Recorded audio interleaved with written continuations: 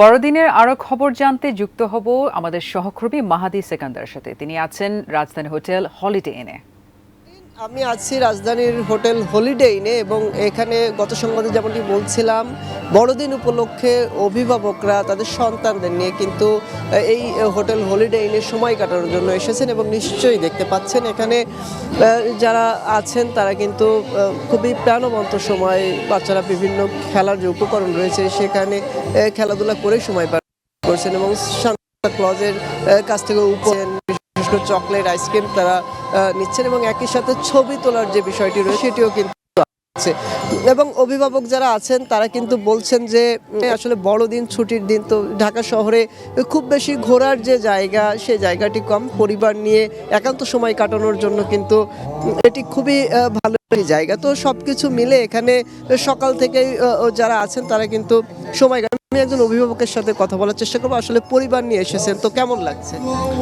বেশ ভালো। শীতের সকালবেলা উঠে এরকম একটা মনোরম পরিবেশ, মিউজিক চলছে, তার উপরে উৎসব মুখর দিন, ক্রিসমাস আজকে, তো বেশ ভালোই লাগছে।